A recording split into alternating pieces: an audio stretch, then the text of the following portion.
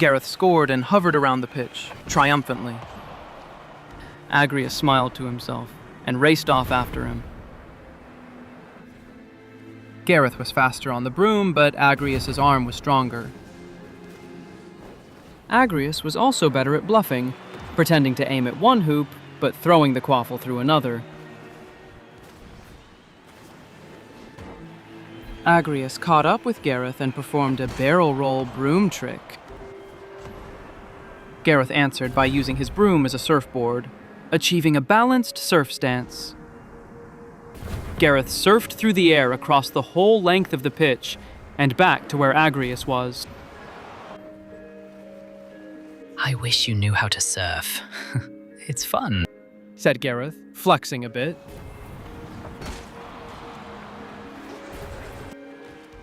Agrius had no idea how to use a broom as a surfboard, but he tried to mimic what Gareth was doing. Gareth couldn't help but laugh at Agrius's lame attempts at air surfing. In fairness, Gareth was thrilled to know something Agrius didn't. Gareth grinned and launched himself upwards, with his broom in a vertical position. Gareth's broom rocketed towards the sky, and then...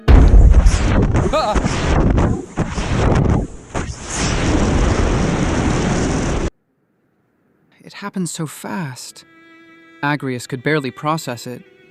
1 second, Gareth was rocketing up the sky, and the next he was slamming against the ground after his hand-me-down broom got split in half due to the air pressure. And then Gareth was crumpled and motionless on the ground. And Agrius didn't know what to do. Nurse Blaney leaned in and said, Gareth? All Gareth could see was a blurry, bright shape. Don't move. All right? Just stay still. We're going to take you off the ground, Nurse Blaney said, while conjuring up a stretcher underneath him. Gareth then heard a male voice saying, Gareth? Gareth blinked, trying to get his eyes to focus. Nurse Blaney, is he all right? That was Agrius's voice for sure. It sounded different, though. It was unsteady, panicked. I'm okay, Gareth managed to say. He had no idea if it was true, but he didn't want to hear the worry in Agrius's voice anymore. Nurse Blaney said, We're going to move you onto the spinal board, Gareth. Keep your head still. Mr. Malfoy, please stand back. Agrius refused to move. Agrius, we're not alone, Gareth slurred. Agrius then realized that the entire school was watching, including Matilda Weasley, who was now standing a few steps behind him. Agrius took a step back. Then Gareth felt straps securing him to a board. Is he all right? That was Agrius's voice again. No one answered him. Gareth managed to say, Tell him. Tell Agrius I'm fine. Nurse Blaney stayed silent. She knew Gareth wasn't fine. Gareth mustered all of his strength and said out loud, Aunt Matilda, tell Agrius I'm fine. Matilda looked at Agrius and tried to say something, but no words came out of her mouth. Instead, she held Agrius's hand and squeezed it supportively. Then Agrius understood what it meant to be part of a family. Gareth wanted to turn his head to look at Agrius, but he couldn't now. Suddenly, the spinal board was being levitated, and Gareth felt as if he would have been petrified. Gareth heard the crowd cheering his name as he was carried off the pitch. He heard applause. Gareth said to himself, What if I'm not okay? What if I never walk again? Nurse Blaney leaned in, and Gareth asked, What happened? Nurse Blaney replied, Your broomstick succumbed to the air pressure and snapped in half. You fell and hit your head. I'm taking you to the St. Mungo's Hospital for Magical Maladies and Injuries. Gareth let out a sigh as the gravity of the situation began to sink in. His eyes were stinging. He was scared. Let my aunt know what happened, he said. Matilda was just with you earlier, at the pitch. Nurse Blaney said in a worried tone and added, I'll make sure she knows where I'm taking you. Agrius needs to know as well. Gareth closed his eyes, because keeping them open was too difficult. I need you to stay awake, Gareth, okay? Said Nurse Blaney. Yeah, sure. Gareth said. As the confusion started to clear, Gareth was able to focus on the pain that shot through him. He felt cool air on his feet, as someone removed his Quidditch boots. Can you move your toes? Asked Nurse Blaney. Gareth really hoped so. Gareth wiggled his toes, and Nurse Blaney said, Good. Thank Merlin, said Gareth. They arrived at St. Mungo's. Nurse Blaney waved her wand around him and reminded Gareth to stay awake every time his eyelids closed. Gareth thought of his parents. Aunt Matilda must have told them by now. They must be so worried. He thought of Agrius.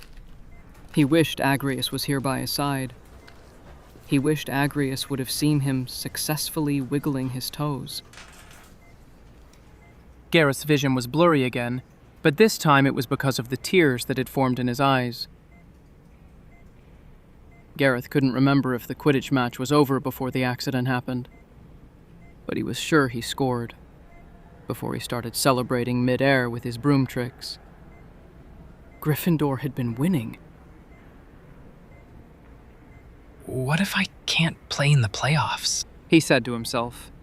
He was 2 goals ahead of Agrius in the scoring race, with 1 week left of the regular season.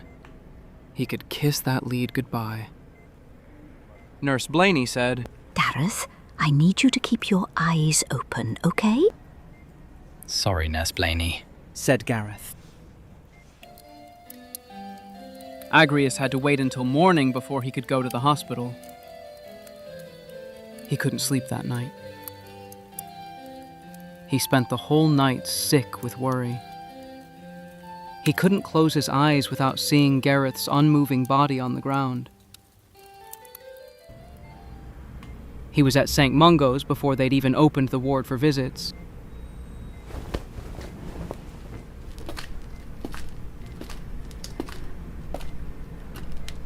Agrius was given Gareth's room number by an overly interested woman working behind a desk at St. Mungo's.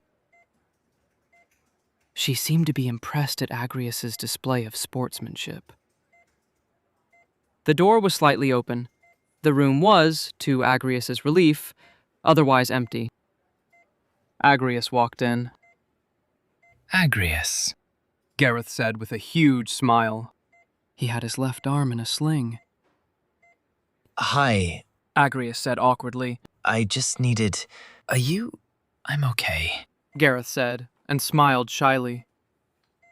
Agrius knew Gareth was happy to see him. Gareth clarified. I mean, I have a concussion and a fractured collarbone. I'm out for the playoffs. But could have been worse. Yeah. I bought you a present. Agrius summoned a Nimbus 1910 broomstick with a big red bow on it. It's the newest model. It's even better than mine. Gareth felt uncomfortable. There was an awkward silence. Then Gareth said, I cannot accept it. Aunt Matilda said one of my cousins will give me his spare broom. For it to snap in midair. said Agrius. Gareth replied, Us Weasleys have managed quite well so far, living within our means. Clearly. said Agrius. Gareth looked down at his sling, and Agrius placed the broom next to his bed. I'm not doing this for you, Weasley. I'm doing this for myself. I'm not going through this again. I hate hospitals, said Agrius, trying to make Gareth accept the gift. Thank you, whispered Gareth as Agrius got close. Then Gareth extended his good hand and said in a soft voice, Come here. Agrius pulled out his wand, pointed at the door, and cast the incantation. Colloportus.